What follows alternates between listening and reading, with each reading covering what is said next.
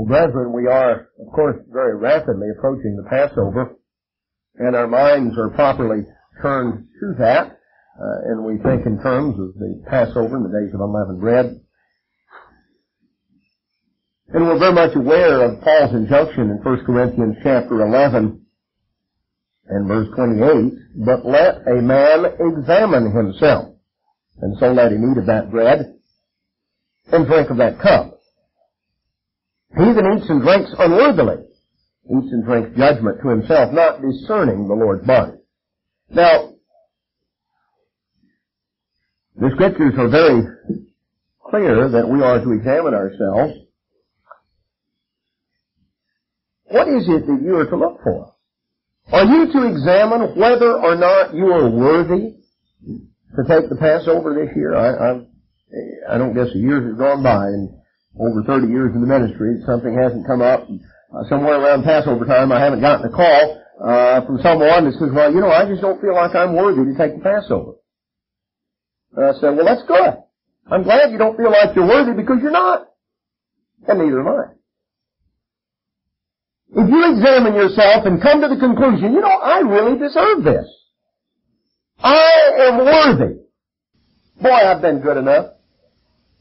Then you find yourself in the same category as a man that examined himself and he thought he was worthy. Jesus told his story. Talked about two men went up to the temple to pray, and he said one man, Pharisee, he stood over there. He said, oh Lord, I thank you that I'm not like other men. Extortioners, adulterers, unjust.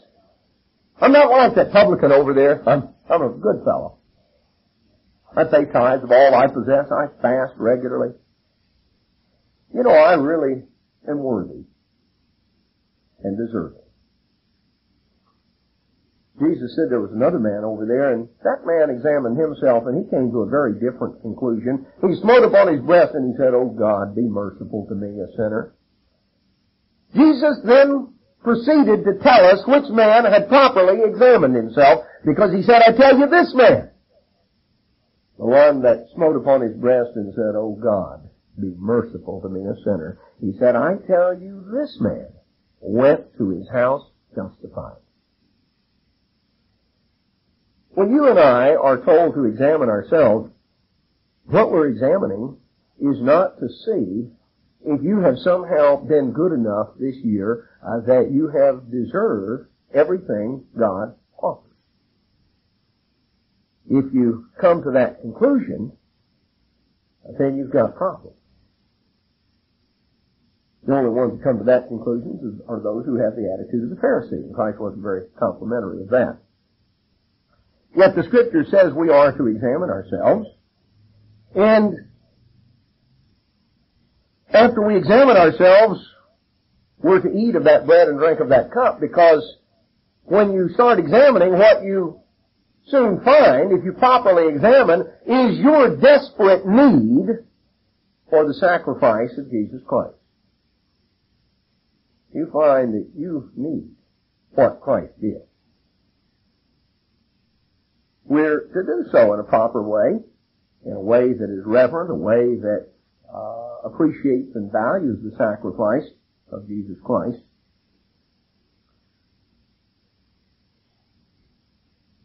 Let's go a little further, because what I want to focus our attention on today is really what should be our response to the redemption that God has provided. When you go to Exodus chapter 15, this is a celebration that took place right after Israel had crossed the Red Sea. Now, they weren't jumping around giving each other high fives and saying, we did it, boy, we put it to them. They weren't celebrating themselves. Notice what they were celebrating. Exodus 15:1. Then sang Moses and the children of Israel this song unto the Lord, and spoke, saying, I will sing unto the Lord, for he has triumphed gloriously. He has triumphed gloriously. The Lord is my strength and song. He's become my salvation. If we come on down a little further, notice here In verse 11, who is like unto you, O eternal, among the gods? Who is like you, glorious in holiness, fearful in praises, doing wonders? You stretch out your right hand, the earth swallowed them. You in your mercy have led forth the people which you have redeemed. You have guided them in your strength unto your holy habitation. God has redeemed a people, and the people whom He redeemed, He has guided. He's taking those redeemed somewhere. Now, let's understand a little further. Let's go back to Deuteronomy chapter 7. Begin to put some of this together. Deuteronomy 7 and verse 6, for you are a holy people unto the eternal your God. The Lord has chosen you to be a special people unto Himself above all people that are on the face of the earth. The Lord did not set His love upon you, nor choose you because you were more in number than any people, for you were the fewest, but because the Eternal loved you, and because He would keep the oath which He had sworn unto your fathers, has the Eternal brought you out with a mighty hand, and redeemed you out of the house of bondsmen from the hand of Pharaoh. The Eternal has redeemed us. That was the phrase in Exodus 15, as we saw, that you've led forth the people whom you have redeemed. God, by His mighty hand, redeemed us from bondage. Now let's go into the New Testament and let's look at 1 Peter chapter 1. With all of that in mind, celebration of God's redemption in the context of the Passover, in 1 Peter chapter 1, in verse 18. Forasmuch as you know that you were not redeemed with corruptible things, as silver and gold, from your vain conduct received by tradition from your fathers. You were not redeemed by corruptible things. You weren't redeemed by blood or by gold and silver. You weren't redeemed by money, by physical things. He says here, we're redeemed from our empty conduct. And you know, that's what it is. You can look at people who may have the worldly trappings of success. They may be very wealthy, may have accomplished and achieved a lot of things. But let me tell you something. Human life ends in emptiness. I don't care how rich you are. I don't care how much you've achieved, how famous you are. Human life comes to an end. Human consciousness ceases. Human sight perishes. The breath stops. And that human being, in a matter of time, decomposes and returns to the dust of the ground. That very thing from which Adam was originally made. We've been redeemed from our vain conduct. The conduct or the life that ends in emptiness. You can't, doesn't matter how rich you are, you can't purchase your way out. You know, several years ago, Sam Walton, I think at the time of his death, was the richest man in the United States. For all of his hundreds and hundreds of millions of dollars, more money than you and I could even calculate. He couldn't hire somebody to take his place. You go ahead and you have cancer in my stead. You go ahead and you die, and I'll just live for a while. I'll pay you to take my spot. See, that's one place you can't pay somebody to take their spot.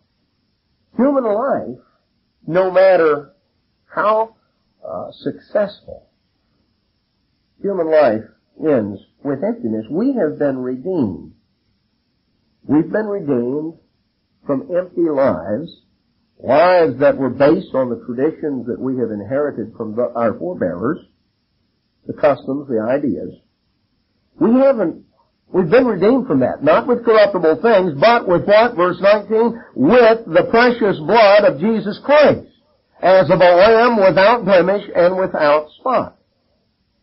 We were redeemed through and by Jesus Christ, the Lamb of God, who was our Passover, who came to take away the sins of the world. Now let's go on a little further, right here in 1 Peter chapter 2, that we come on down here and let's pick it up in verse 4. We come to Christ as unto a living stone, one that is disallowed indeed of men, but chosen of God and precious. You also, as living stones, are built up a spiritual house, a holy priesthood to offer up spiritual sacrifices acceptable to God by Jesus Christ. Wherefore also it is contained in the Scripture, Behold, I lay in Zion a chief cornerstone, elect, precious, and he that believes on him shall not be confounded. Unto you which believe he's precious, but unto them which are disobedient he's the stone which the builders disallowed. The same is become the head of the corner, and a stone of stumbling, and a rock of offense, even to them which stumble at the word. See, they're not guided by the word, they stumble at the word. They trip over the Scriptures, being disobedient whereunto they were appointed. But you are a chosen generation, a royal priesthood, a holy nation, a peculiar people, that you should show forth the praises of Him who has called you out of darkness and into His marvelous light. We're a chosen generation. You remember we read back in Deuteronomy 7, God has chosen us as a special people to Himself. He didn't redeem us because we were special in the sense that we were better than someone else. He redeemed us, as He says in Deuteronomy 7, because He loved us and to fulfill the promises that He had made. But He redeemed us to bring us unto Himself. Our response to redemption is what we want to focus on. Because part of what we need to examine as we look at the Passover and the days of unleavened bread and thinking in terms of spiritual preparation, it's not a matter of simply saying, am I good enough yet? But it is a matter of recognizing God's redemption was offered because we weren't good enough, because we needed it, and because we are in desperate need of the sacrifice of Jesus Christ. But what we also need to examine in our lives is how are we responding to the redemption that God has given. You know, God's grace is free, but it's not cheap. There's a big difference. It's free. It's not something that you and I can pay for or earn or deserve. God freely extends and gives it, but it came at a high cost. It came at the cost of the life of Jesus Christ. Now, as we go through here, we see that we are to be different. We're to be a peculiar people, a holy nation. We're to show forth the praises of Him who's called us out of darkness and into light. The world is enshrouded in spiritual darkness. We've been called out of that darkness. We're to be different than the world around us, a holy people, a peculiar people, different than the world. You know, when the church blends into the world and you can't tell where the church stops and the world starts, you got a problem. Something is seriously out of kilter and off track. Now let's understand some of this a little more clearly. Because when we see here, those who are disobedient stumble at the Word of God. God's Word is there to guide us. And yet there are those who stumble and trip over the Word. They're not being guided. They're not walking in the ways of God's Word. The Bible uses the metaphor of life being a journey. That's used many places in Scripture. It talks about our walk. It talks about walking with God. It talks about our life as a journey or as a walk. Now, if you've ever taken a walk through the woods, you realize, what you don't want to do is be stumbling over stuff. Because if you start stumbling over stuff, you might fall and hurt yourself or who knows what. Well, there are those who stumble over God's Word. And there are those, as it says in Psalm 1, verse 1, who walk not in the as it says here, that we've been called out of darkness and into light. We're to walk as God has shown us. Psalm 1:1 talks about, blessed is the man that walks not in the counsel of the ungodly, nor stands in the way of sinners, nor sits in the seat of the scornful. There are those who walk in the counsel of the ungodly. They spend their time discussing with and getting ideas and input and suggestions from those who are ungodly in their approach. They're walking in the counsel of the ungodly.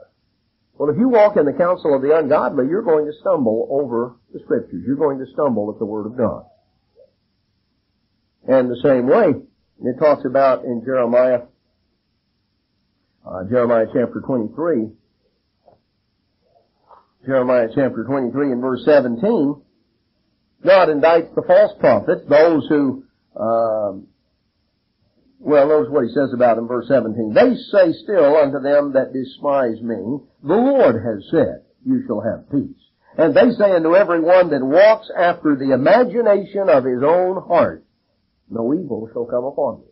There are those who walk in the counsel of the ungodly, and there are those who walk in the imagination of their own heart. You can get input from the ungodly. The Bible says you ought to get counsel, but the ungodly are not the ones to get counsel from. If you walk in the way of the ungodly, that's going to steer you away from the ways of God. Same way, if you walk in the imagination of your heart. What's the problem with walking in the imagination of your heart?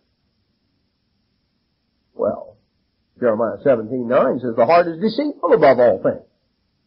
So if you walk in the imagination of your heart, sort of the way you see it, human reasoning, feelings, reasonings that originate inside of you. Neither of those, either your own human imaginations and ideas or the counsel of the ungodly, neither of those represent a good way to steer your life. Rather, God wants us to respond to Him. He wants us to respond to Him as a chosen generation, a royal priesthood, a holy nation, a peculiar people. Now, let's look a little further. Let's go back here in Titus once again, Titus chapter 2.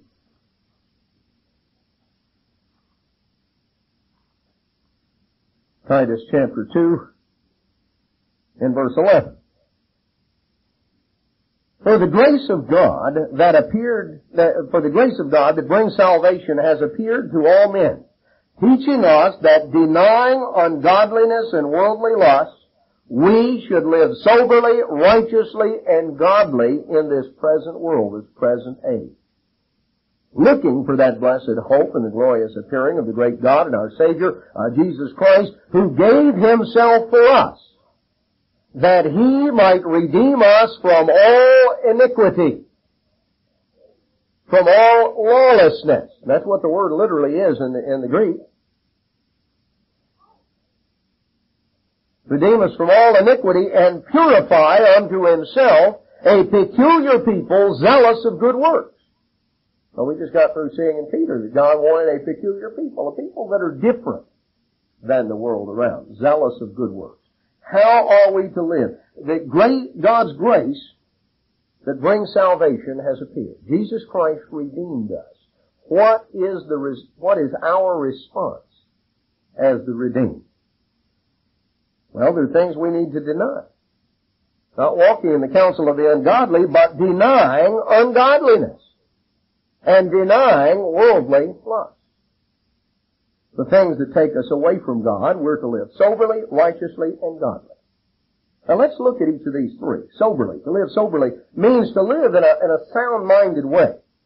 Sometimes people think of sober in the sense of somebody that's very serious.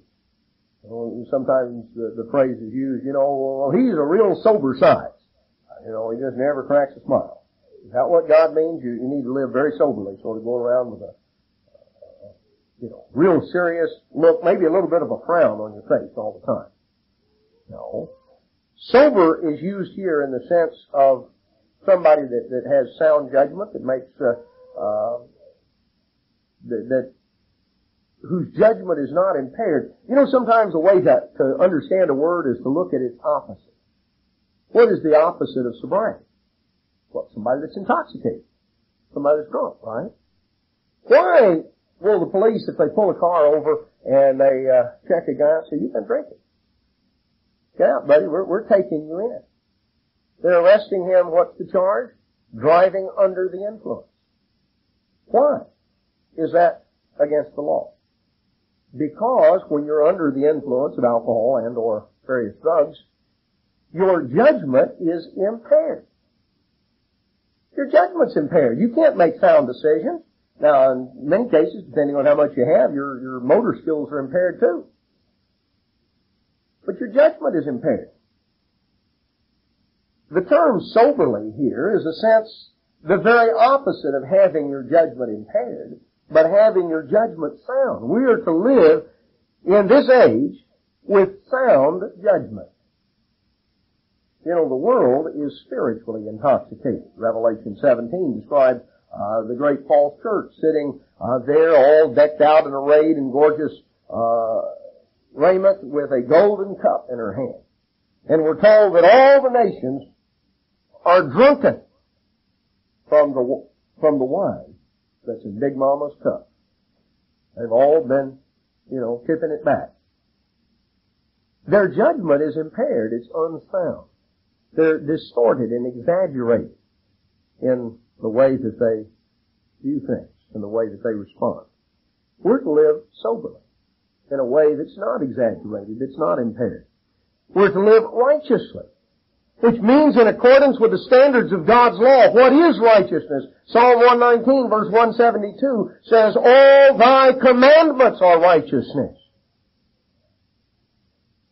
We're to be guided by God's laws. And we're to live a life that is sober, that is righteous, and that is godly. And the term for godly has to do with reverence and respect, esteeming what is sacred, showing proper respect to the sacred. Jesus Christ gave himself, verse 14, to redeem us from all iniquity. So our redemption was accomplished not because of what you and I did, not because you and I deserved it or were worthy of it. God in His love took the initiative to redeem us from iniquity, from lawlessness, from the way of sin, and to purify unto Himself a peculiar people zealous of good works. So we've been redeemed for a purpose. We've been redeemed, and we need to respond to that redemption. Now, let's go on. Let's understand a little more of that response, because that's something that we need to examine in our own lives. We need to look at how are we responding to what God has freely done in our lives. He's redeemed us, but He's redeemed us for a purpose, not so that we could stay mired in sin. In Hebrews chapter 12, it makes a contrast between the people of God today and the ancient children of Israel who came to Mount Sinai at the making of the Sinai covenant. And in verse 22 of Hebrews 12, it says, "But you are come unto Mount Zion, and unto the city of the living God, the heavenly Jerusalem, to an innumerable company of angels, to the general assembly and church of the firstborn, which are written in heaven, and to God, the judge of all, and to the spirits of just men made perfect, to Jesus, the mediator of the new covenant, to the blood of sprinkling that speaks better things than that of Abel. See that you refuse not him that speaks. For if they escape not who refused him that spoke on earth, much more shall not we escape if we turn away from him that speaks from heaven, whose voice shook the earth. Now He's promised, saying, yet once more, I shake not the earth only, but also the heaven. And this word, yet once more, signifies the removing of those things that are shaken as of things that are made, that those things which cannot be shaken may remove. Those things that cannot be shaken may remain, because other things are removed. You know, when you read of the time in the future, the final conflagration that occurs at the culmination of the events described in Revelation 20. A time when the heavens and the earth that now exist are consumed and burned up and all the elements melt with a fervent heat. And we're told that in the aftermath of that there will be a new heavens and a new earth wherein dwells righteousness. The point is that everything we see now, those things that are physical, that are temporal, are going to be removed, and only that which is permanent is going to remain. Wherefore we, receiving a kingdom which cannot be moved, let us have grace that we may serve God acceptably with reverence and godly fear. How do you and I serve God acceptably? We've been redeemed not by corruptible things, but redeemed by the blood of Jesus Christ. When we come to the Passover, we are to take the symbols of that redemption. We examine ourselves. We recognize our need for that sacrifice. But, seeing what God has done in our behalf, we need to serve Him acceptably with reverence and godly fear. Now, to serve God with reverence means to serve Him with deep respect and awe, with a deep sense and respect to the sacred, that which is sacred. You know, you look at the Ten Commandments, and God starts out the Ten Commandments by showing how that we serve Him with reverence.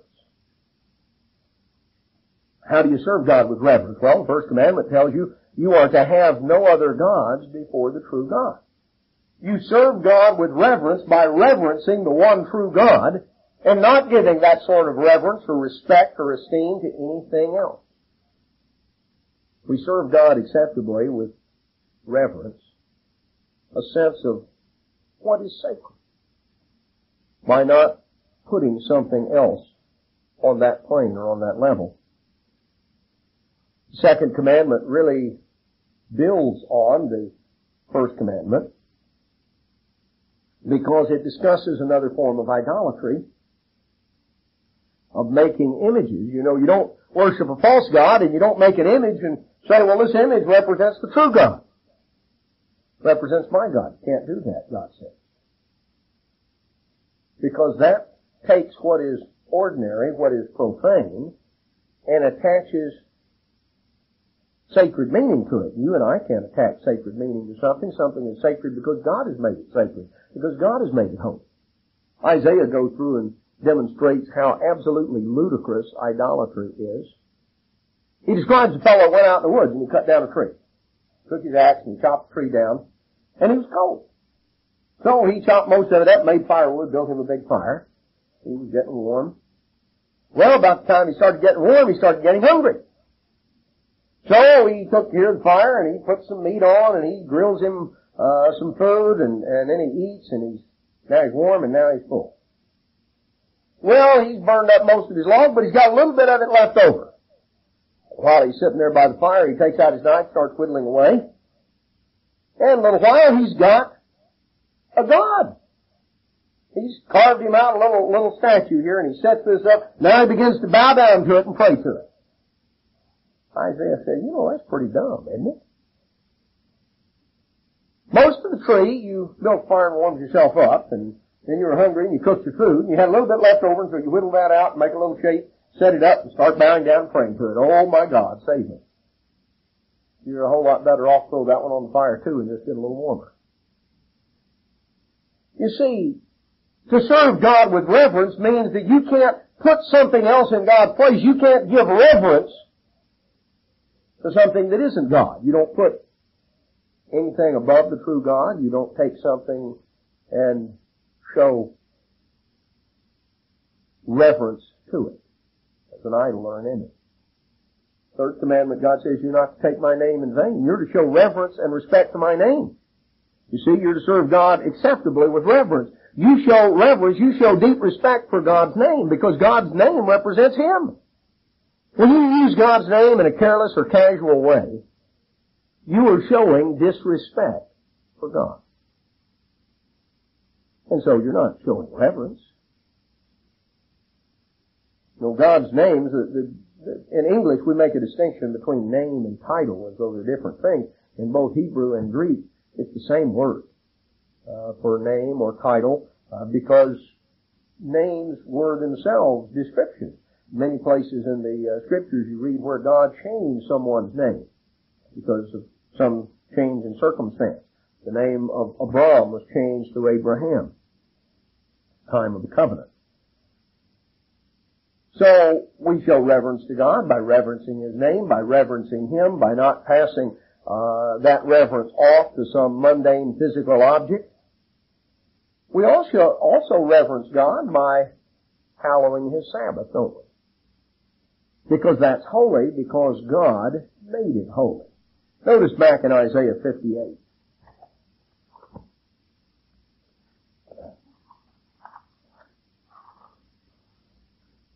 Isaiah 58. Here's the latter part, verse 13.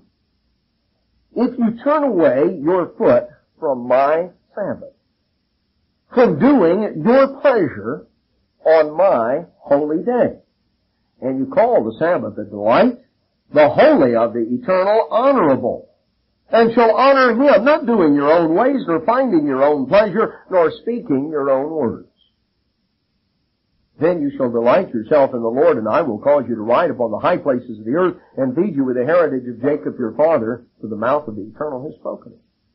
We're told here that we're to turn away our foot from the Sabbath, from walking over what God has hallowed. If we serve God with reverence, we reverence Him, we reverence His name, and we reverence what God has made holy. And He explains here part of how you do that. It's not a day for pursuing your own pleasure or your own business. You know, I remember some in the past, in fact, way back in the 70s, there were those who were trying to water everything down, and they wanted to make some big deal that this meant doing your own business, but, you know, the implication being, well, you can go out, spend the day at the lake and fish and go golfing or do this, that, and the other, because that's not really your business. Well, it's not what you make a living at the rest of the week, but the word is translated pleasure in the King James, translated business in certain other translations, simply means either translation is correct, it's talking about doing your thing. Using the Sabbath as though it were just any other day and pursuing your normal day in, day out activities. Doing your thing on God's time. Now, it's a concept most people who work for an employer understand. You're there and the employer is paying you and he's giving you, you have a job to do and he comes along and, there are folks that have gotten in trouble. For instance, computers make a lot of things easy and they make getting in trouble sometimes easy. Other people have gotten in trouble with their employers because while they were supposed to be there, working away at the computer, they were playing video games or on the internet or downloading porn sites or, you name it, whatever it was. And they got in trouble.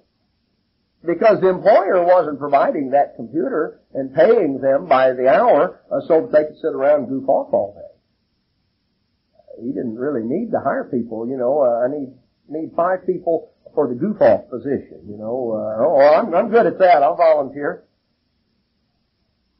No, what God says is that's my day, don't you be stomping around all over it and using it for just your things.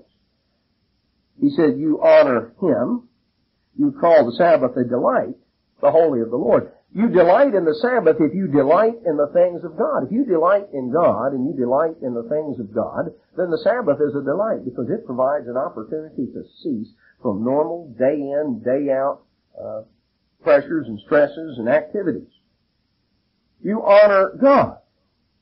When you keep the Sabbath properly, you honor Him. You honor God, not doing your own way, finding your own pleasure, just pursuing your own activities, nor speaking your own words. Now, what does that mean? Let's go back to Malachi chapter 3.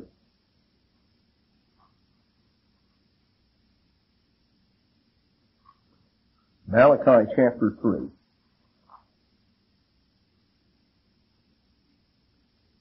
verse 16.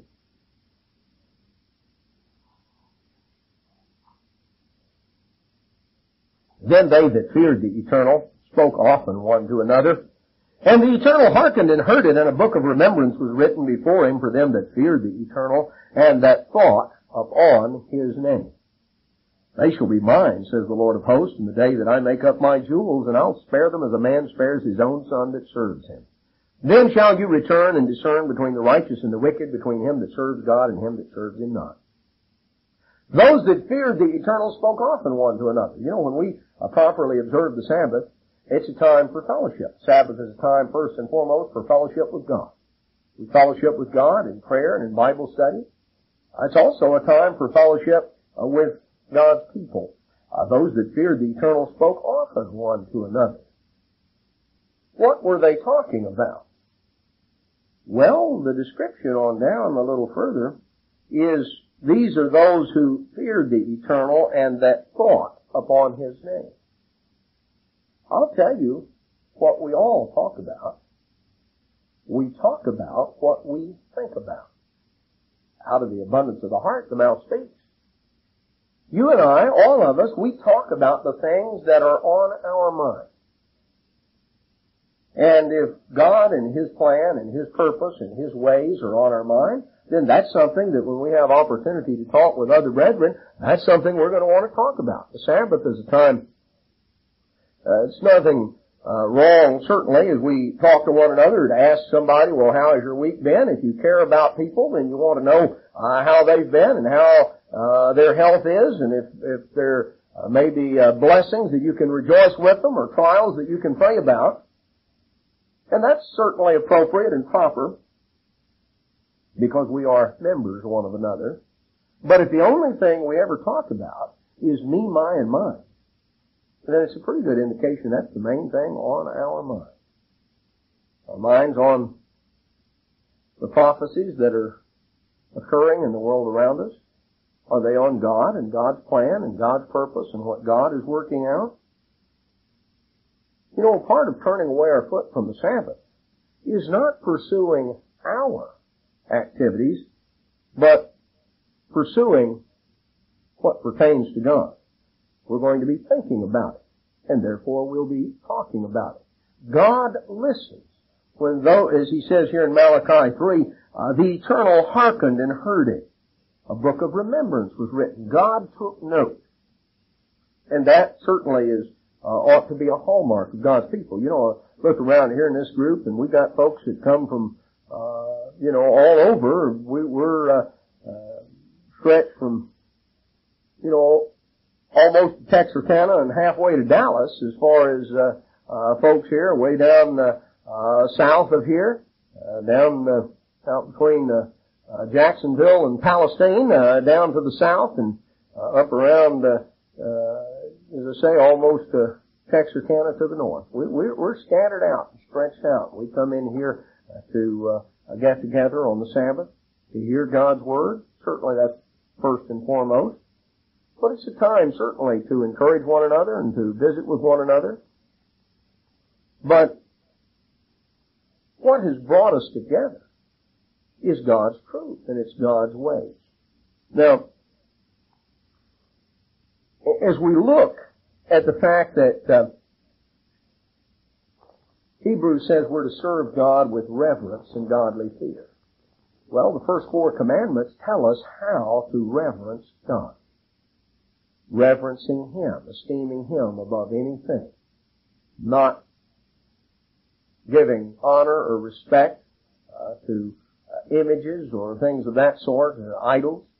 To show great reverence for God's name, to show reverence for the time that God has made holy. You know, speaking of the Sabbath, you realize that in the Hebrew language there are only 2 days of the week that have a name? You know, in English we think of every day having a name. There's Sunday and Monday and Tuesday and Wednesday. You realize in Hebrew only 2 days have a name? All the other days have is a number. There are 2 days that have a name. There's the Sabbath. That's the day that's named. There's another day that has a name. It's the preparation day.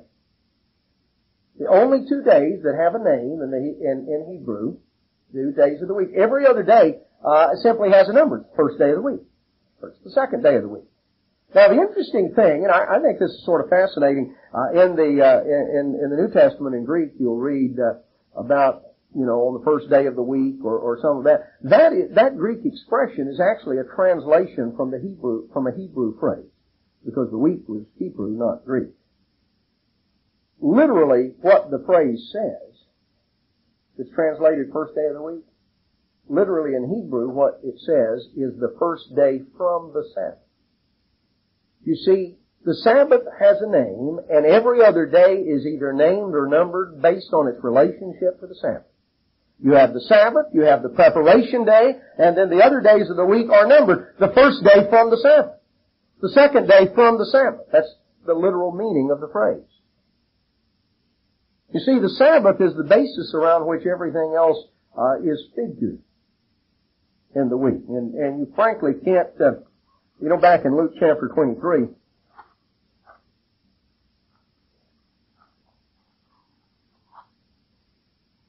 Luke 23, verse 54, and it says, "And that day was the preparation, and the Sabbath drew on.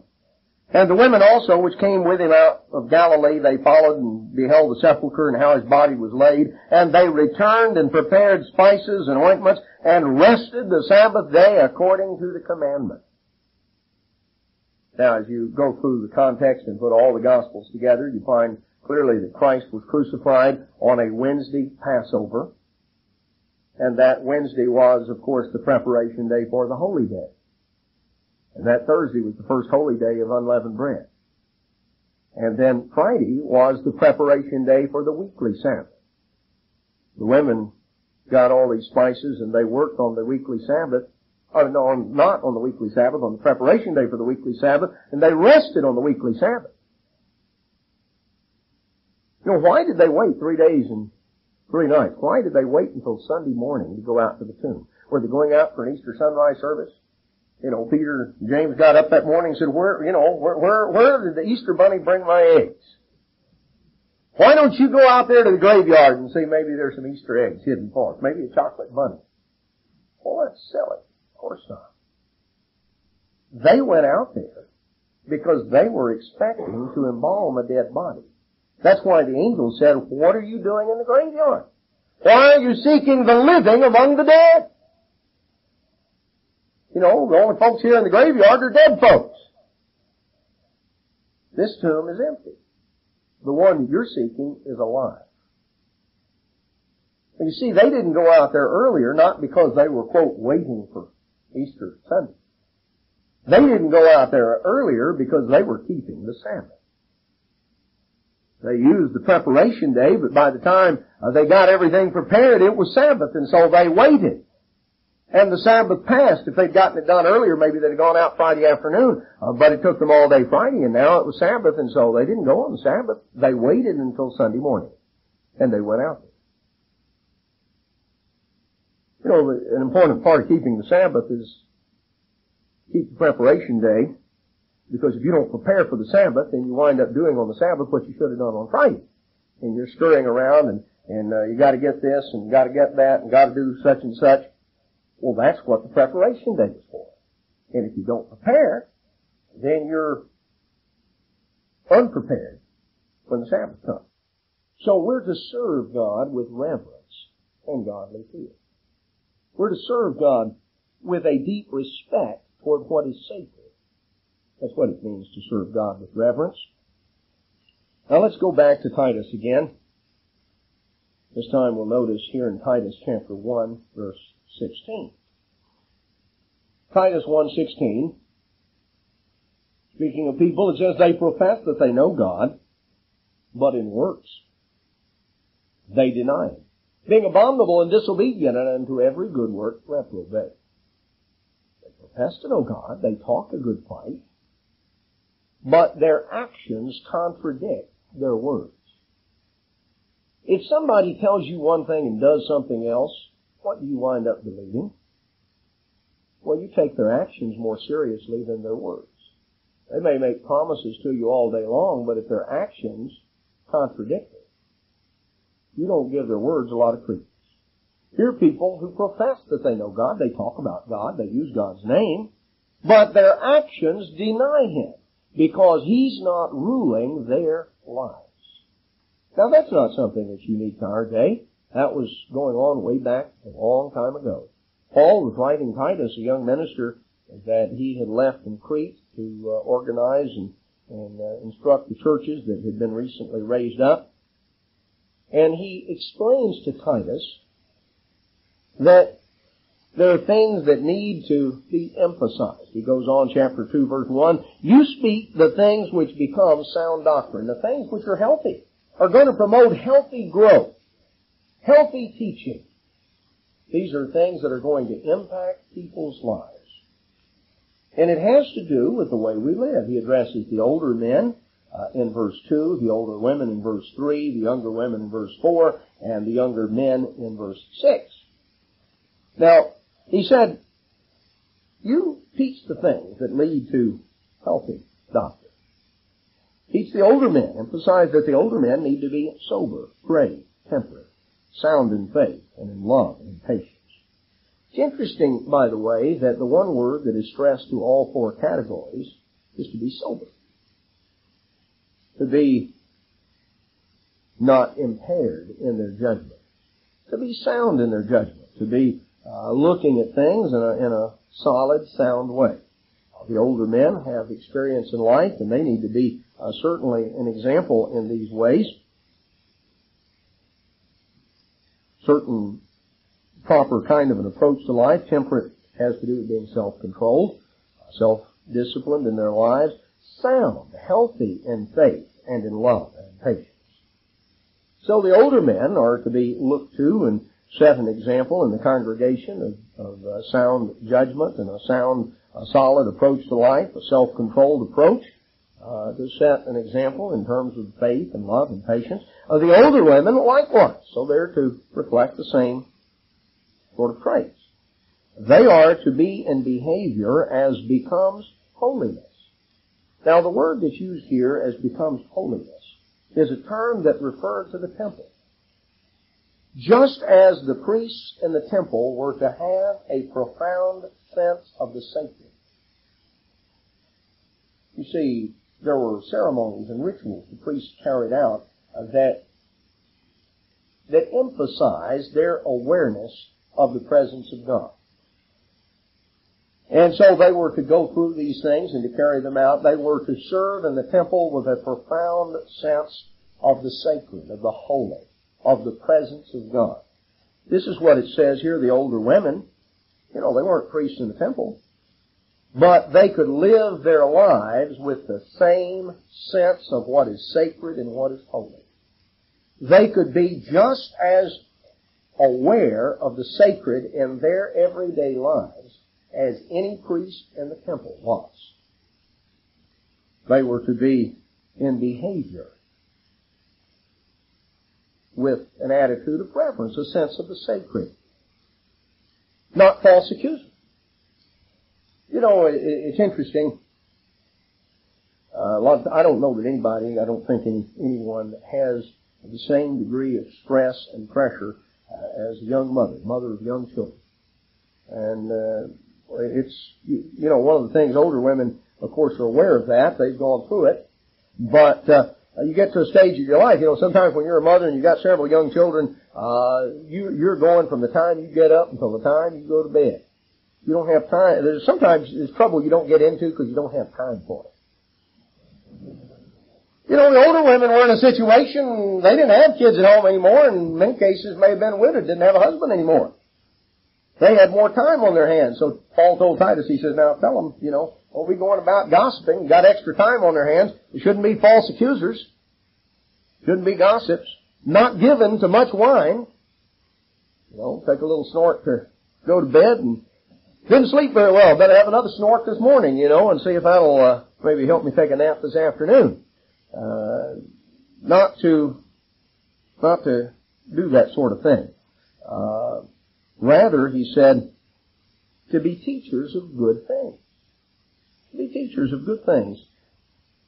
And it explains that in the next verse, that they may teach the young women. So they're to be teachers of good things, teaching the young women. What do they teach them? To be sober. Interesting, that's the word that is used to each of these categories, because the older women can't teach the younger women to be sober unless they're sober. The older men are to be sober, and the young men are to be sober, so everybody's to be sober. To be, unimpaired in terms of being able to respond to God and exercise good judgment. To abuse alcohol or all the other panoply of drugs that are available today is dangerous and destructive. Teach the young women to be sober, to love their husbands, to love their children. There's a lot of times experience that older women have had, things that they've gone through, things they've learned about marriage, things they've learned about child rearing. Encouragement that they can sometimes give to the younger women during times of difficulty and stress, and boy, you're about to pull your hair out, and the older women can say, well, I understand how you feel. I remember, when I was in this situation or that situation. Here's something I learned. Here's something that was helpful to me. Because, sometimes when you're in the middle of that situation, you think it's going to go on forever. And it doesn't. But you feel that way. Because, sometimes it's like, I don't think I'll ever be able to sleep all night through again. Because, one kid or another is going to be up, and is going to be crying, and is going to want this, and is going to want that. You get so tired and so run down that sometimes you just wonder, I don't see how I'm going to make it through the day. I don't think there's any mother of young children that hasn't felt that way sometimes.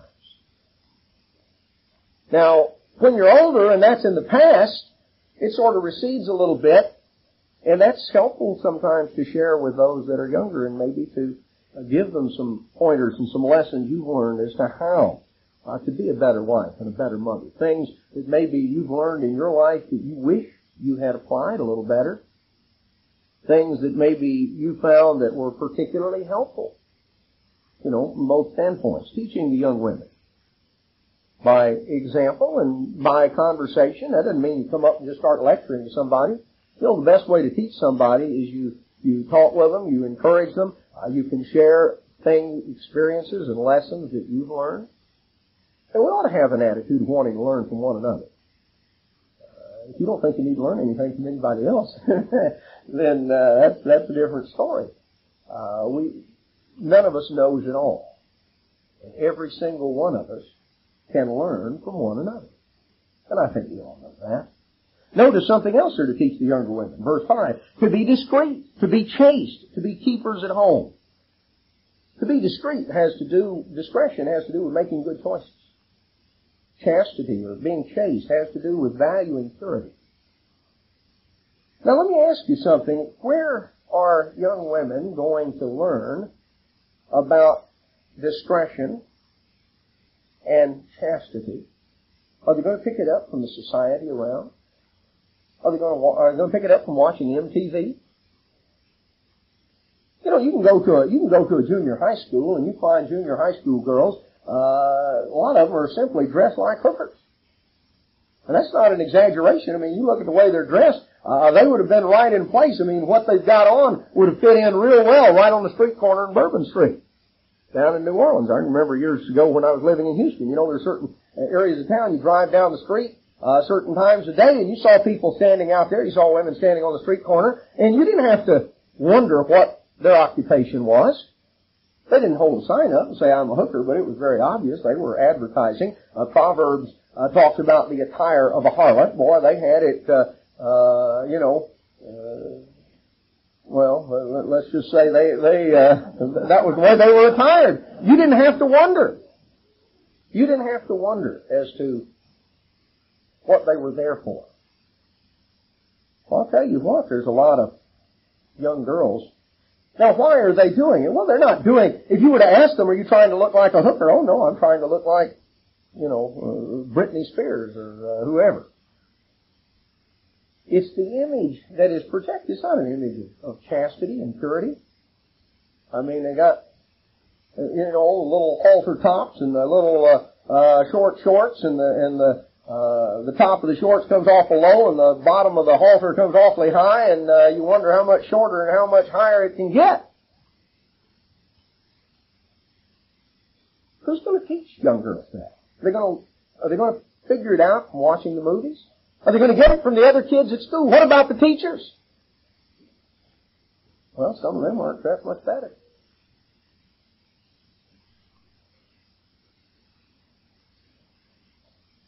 You know, there are those who dress that way and they look horrible. And they certainly shouldn't dress that way. And there are those who dress that way and they don't look horrible. And that's the reason they shouldn't dress that way. They don't value discretion. They don't value chastity. You know, older women need to help younger women and understand why. No, honey, you know, you don't, that's cut way too low. You don't want to wear that. You know, mothers certainly need to help their daughters. Older women, we're told here, to work with, to teach to younger women, to help them value what is discreet, what is pure. To value things that the world and society as a whole do not value. Keepers at home, taking care of the house, the home, being good, obedient to their own husbands, that the word of God be not blasphemed. You know, if we don't live it, if we just hang a label on ourselves and we don't live it, then we're bringing reproach on God. Because we're calling ourselves by God's name. If you call yourself a Christian, then you're attaching Christ's name to you. And if you don't live and follow the way of Christ, then what are you doing? You are taking Christ's name in vain, aren't you? You call yourself a Christian and you're not following Christ, then you're taking His name in vain. That is blasphemy. So if we pay lip service to it and we don't live it, then we're showing a lack of reverence and respect for God. Paul emphasized to Titus, he said, you need to emphasize certain things to the older men, their example. You need to emphasize certain things to the older women, their example, and how they can help the younger women to understand some of these things and to have a proper approach, to value the things that God values. And verse 6, the young men also exhort to be sober-minded. You know, it's easy to get caught up in all sorts of frivolous things and things that can waste a lot of time and energy and resources. Use good judgment. That's something that runs all the way through. Use good judgment. Think things through. Don't be exaggerated and distorted in your conduct, but make good choices. Be sound in your choices and in your thinking. You see, brethren, you and I, it's not a matter of our being able to make ourselves good enough. God offers us redemption. You and I, as a response to God's redemption, we've been redeemed through the blood of Jesus Christ. We are to respond to that redemption.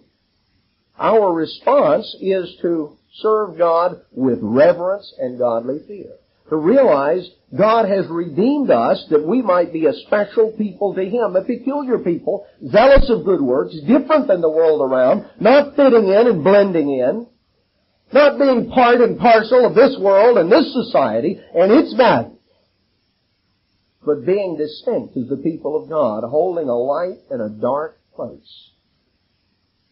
It's to be evidenced in the way that we respond to God, an attitude of deep reverence for God, for His name, for His Sabbath. It's to be evidenced in the way we go about our normal day in and day out lives. The way we dress and comport ourselves, the way we interact with others, the way we interact in our family and with other people. We're to evidence decency and modesty and sound-mindedness, discretion and purity. We're to value those things because God has called us to live soberly, to live righteously, in this present world, in this evil age. We're not to be those who stumble over the Word of God, trip and fall. We're to be those who are guided by the Word of God. and who are responding to the redemption that our Creator has offered. Responding to that redemption by loving God and by serving Him with reverence and godly fear.